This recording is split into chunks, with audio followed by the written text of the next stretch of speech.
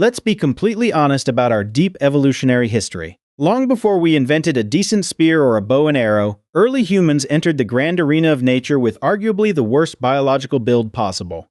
When nature was handing out tactical gear for the ultimate survival tournament, early humans clearly missed the entire briefing.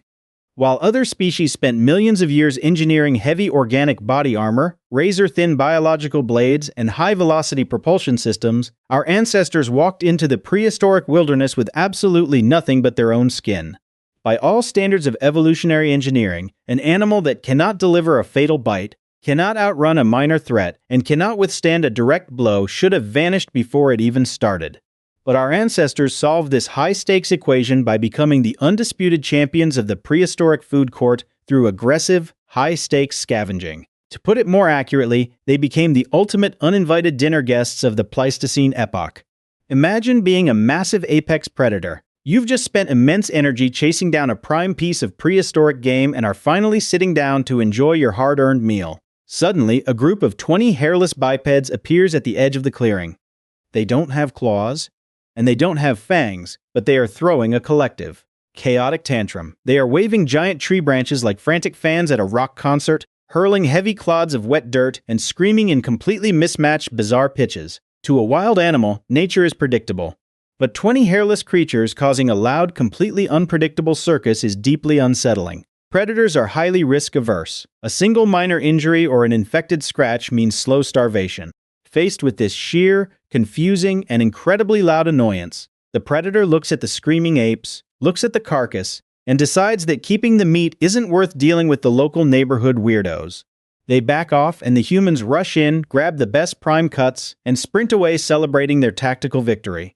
But what happened when we arrived too late, and the apex predators had already eaten all the good meat, leaving nothing but a pile of bare bones?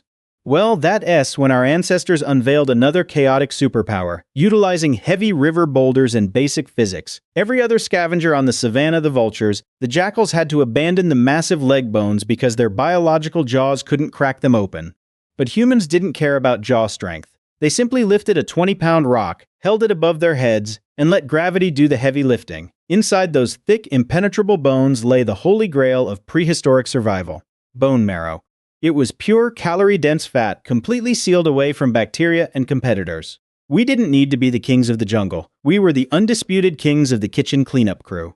Now, if you want to talk about active hunting without weapons, the strategy was purely environmental. As explained in our video about why ancient humans were constantly exhausted, our ancestors essentially turned the midday sun into a weapon. They used steady, unbroken tracking to trigger a thermal overload in their prey, until the animals simply collapsed from heat stroke. It wasn't a display of martial arts. It was a battle of internal cooling, where we simply refused to let the target take a single breather. But securing dinner was only half the battle. The real nightmare started when darkness fell, and our ancestors had to prevent themselves from becoming dinner. Without a sword, a shield, or an engineered defense system, early humans protected their camps using the basic laws of projectile density, hurling a non-stop, frantic barrage of random garbage at anything that glowed in the dark. Anatomically, humans possess loose shoulder joints, flexible wrists, and an upright stance that creates perfect mechanical leverage for high-velocity throwing. A chimpanzee can throw a rock, but it has zero aim. A human can hit a moving target from 20 paces away with surprising bone-snapping force. When a hungry predator approached an ancient human camp at night, they weren't met with a line of brave warriors. They were met with a relentless, chaotic hail of sharp stones, hard earth, and burning sticks traveling at 60 miles an hour. Imagine being a leopard trying to calculate a stealthy attack angle while getting repeatedly smacked directly in the face by flying river debris. It is painful, loud, and incredibly confusing for an animal that relies on stealth.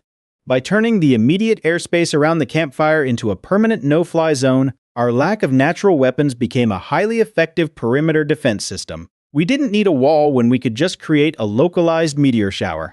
When we look at the history of our species, we often celebrate the advanced technology, the iron weapons, and the complex tools that defined later civilizations. But the foundation of our entire evolutionary success wasn't built by warriors in armor. It was built by a bunch of vulnerable, hairless misfits who simply refused to play by nature's rules. Instead of waiting for the environment to change, we changed how we interacted with the environment. We turned the simple act of walking into an unstoppable hours-long pursuit that literally melted the endurance of our prey. We transformed a simple circle of dirt into an unapproachable fortress just by creating a constant, annoying storm of flying debris.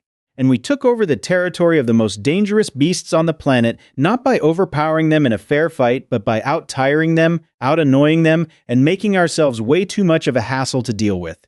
Long before the first metal was forged, our ancestors proved that the ultimate survival tool isn't physical power or sharp anatomy. It is sheer, exhausting consistency. We didn't conquer the wilderness with brute strength. We showed up, stayed locked on the target, refused to leave the clearing, threw a temper tantrum, and hurled rocks until the rest of the planet simply gave up trying to stop us. We are the descendants of the most stubborn, persistent, and beautifully chaotic survivors to ever walk the earth.